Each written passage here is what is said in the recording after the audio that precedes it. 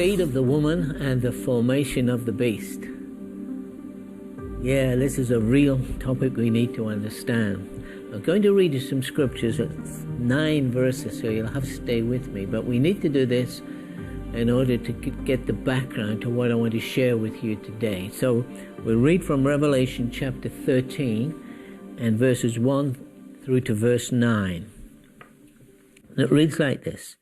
And he stood on the sand of the seashore, and I saw a beast coming up out of the sea, having 10 horns and 7 heads, and on his horns were 10 diadems, and on his heads were blasphemous names.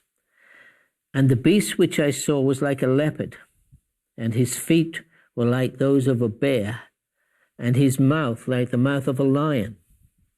And the dragon gave him his power and his throne and great authority. And I saw one of the heads, as if it had been slain, and his fatal wound was healed. And I saw the whole earth was amazed and followed after the beast. And they worshipped the dragon, because he gave his authority to the beast. And they worshipped the beast, saying, Who is like the beast, and who is able to wage war with him? And there was given to him a mouth speaking arrogant words and blasphemies, and authority to act for 42 months, or 3.5 years, was given to him. And he opened his mouth in blasphemies against God, to blaspheme his name and his tabernacle, that is, those who dwell in the heaven. And it was given to him to make war with the saints and to overcome him.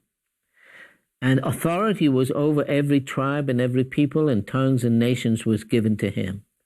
And all who dwell on the earth will worship him, everyone whose name has not been written from the foundation of the world in the book of the life of the Lamb who has been slain. If anyone here has an ear, let him hear what has been said.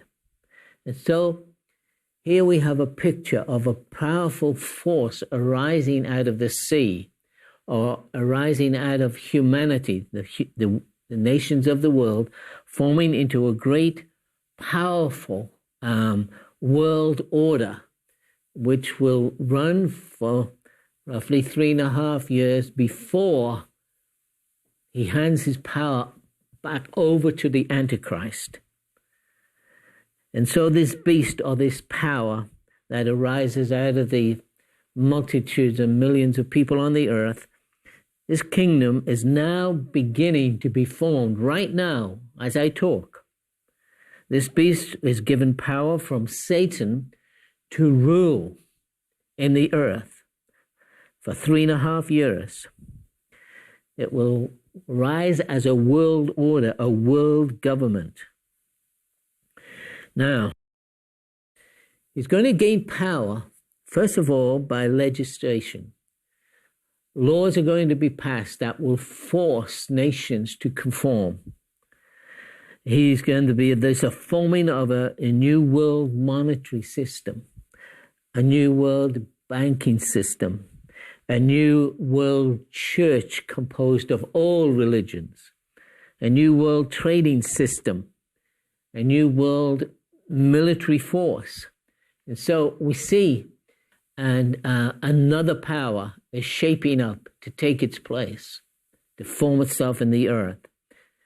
Now, this is not new because we have seen this in a shadow form in another period in history. In the time of Shadrach, Meshach, and Abednego, they lived in a time that foreshadowed, was a picture of the time in which we are living. It foreshadowed the rise of this order, this power in the earth.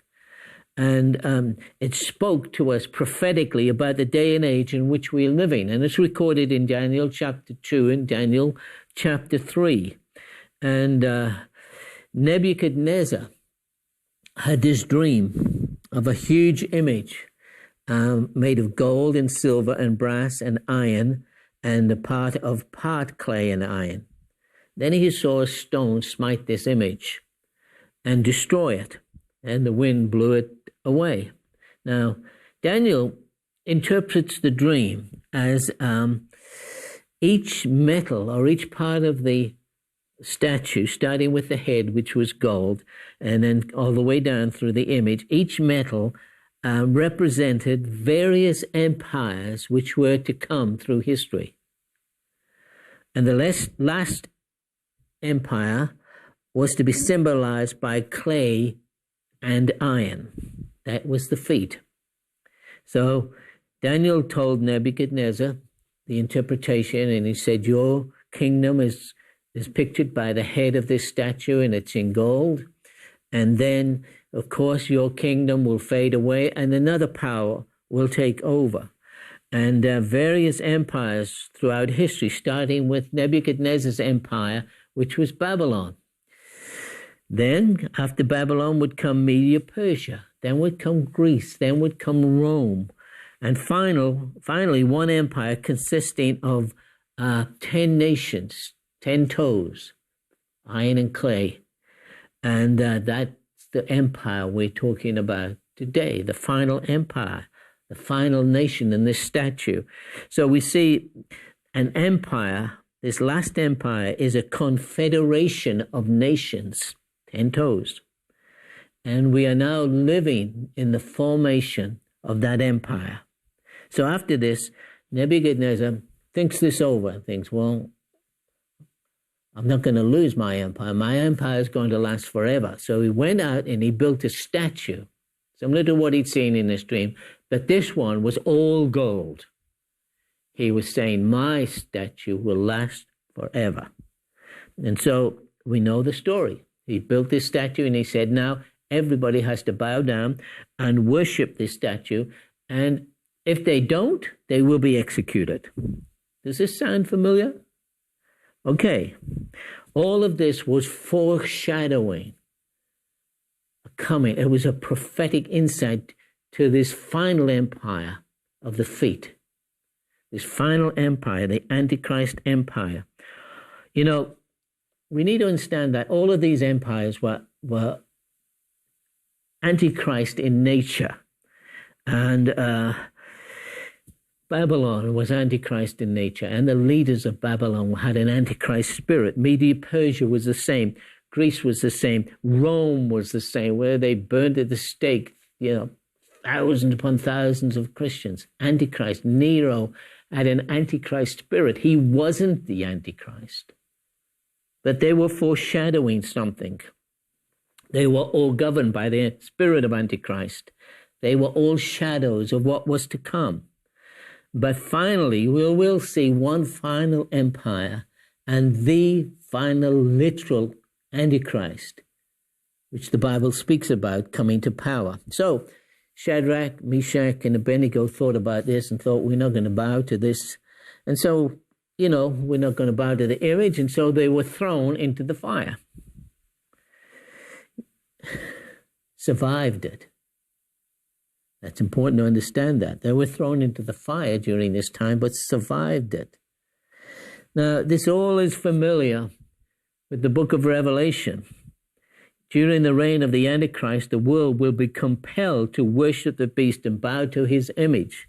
Now, in Revelation chapter 13 and verse 13 through to verse 16, it tells us this. And he doeth great wonders, so that he makes fire come down from heaven on the earth in the sight of men, and deceived them that dwell on the earth by the means of those miracles which he had power to do in the sight of the beast, saying to them that dwell on the earth, that they should make an image to the beast, which had the wound by a sword and did live. And he had power to give life unto the image of the beast, that the image of the beast should both speak and cause that as many as would not worship the image of the beast, that they should be killed. And he caused all, both small and great, rich and poor, free and bond, to receive a mark on their right hand or on their foreheads. Okay. Shadrach, Meshach, and Abednego had a similar thing happening to them. It was prophetic of the day and age in which we are living. But they were preserved. I don't want to major on the Antichrist, but we can't put our head into the sand because this is the day and age in which we are living. You know, things are going to get bad in the earth. And the problem is we've always been told that before things get bad, we're going to be raptured out of this. But that's not the truth. There is a conflict coming between the seed of the serpent and the seed of the woman. There's a conflict coming between light and darkness. There's a conflict coming between the sons of God and the sons of evil. And time is running out. You know, evil is maturing very, very fast. But the sons of God are maturing fast. And to be alive in this hour is a great privilege. You know, the cloud of witnesses is watching on with awe and with an understanding of really what is taking place here. They are watching everything that we do. They look on with great anticipation because we are living in the most foreboding days when darkness is increasing and will get worse, but also when the greatest light that the church has ever known is coming upon her. So light and darkness are maturing together. Four great powerful spirits, fallen angels, have been released by God's permission in order to draw to a climax evil in this earth so it may be judged. I saw 4 powerful evil angels standing on 4 corners of the earth, and they began to draw the nations, influence the nations, and draw the nations into a confederacy in Europe, the most evil confederacy you could ever imagine. The nations are being prepared for a final last stand against the true church, the seed of God. And so the purpose of these angels is to prepare the nations, prepare the world, and the nations of the world and the governments of the world, prepare them, soften them up, prepare them for the Antichrist. They are making way for the Antichrist to come. And we have to be purified to another level in order to survive what's coming upon the face of the earth. You know, the church is being sifted.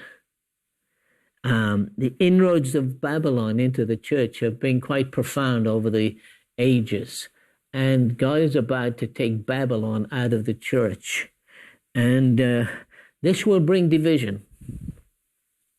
And he has to divide the church in order to purify it. You see, God hates mixture. And he's not going to have a church with mixture in these last days. He's not going to have the church without, he's going to have the church without spot and without wrinkle, the bride. And God shows his dislike, his abhorrence of mixture in various ways.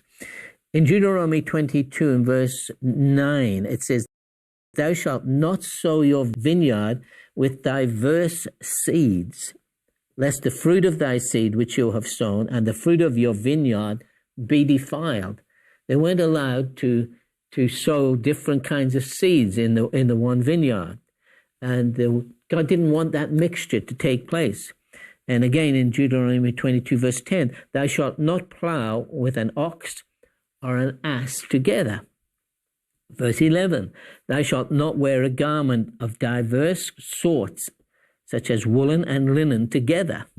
So God is showing his dislike for mixture. It's a play, if you like to say. He's just showing us that we, as God's vineyard, we as God's garden, cannot have mixture in us.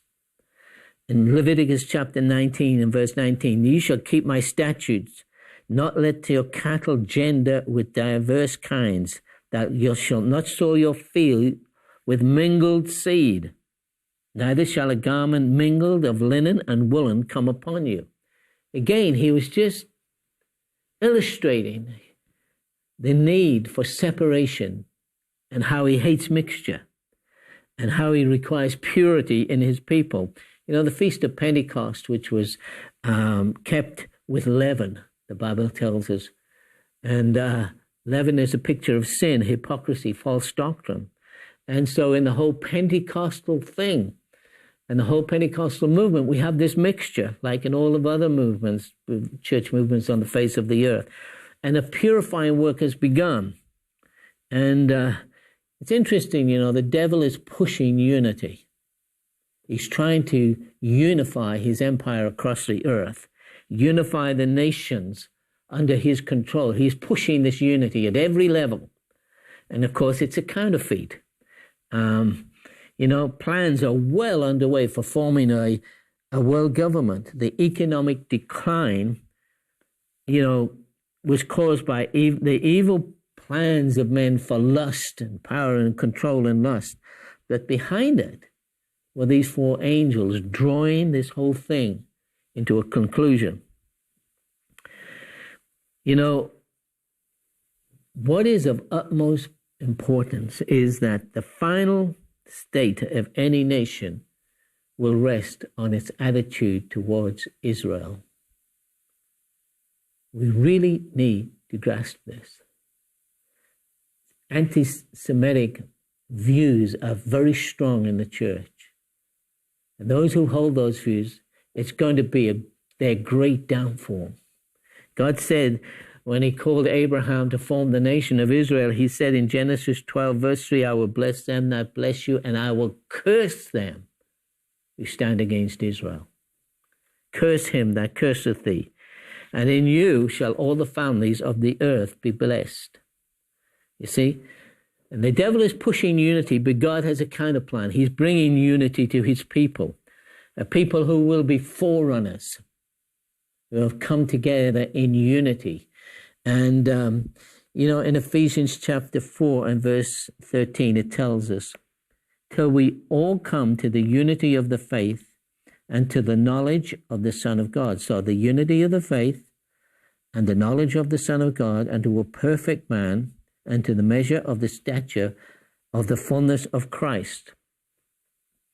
There is coming a unity among God's people, at least among a group, a segment of God's people who will pave the way for others to follow. This will be a loose fellowship of like-minded people. It's not another movement, not another denomination, it's not another movement, but those of like-mindedness who come and have a fellowship of spirit.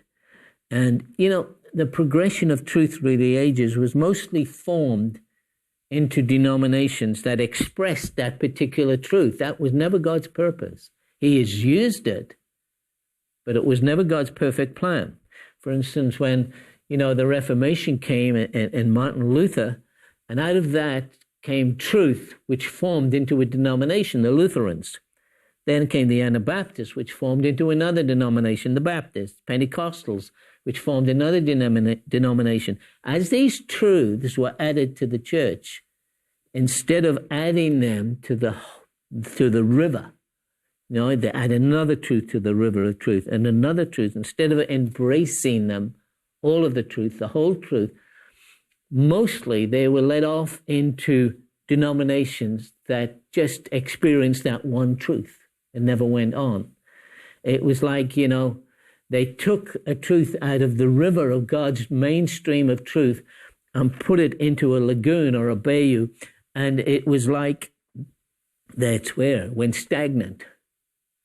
You see, when stagnant, and stagnancy breeds frogs. And so you have all of these problems in the denominations because they've brought themselves out of the mainstream, the main river. We were supposed to incorporate truth. And it's important to understand this. It's God's intention that we are flowing in all truth. We are supposed to stay in the mainstream of the river. And it takes the whole truth to set us free.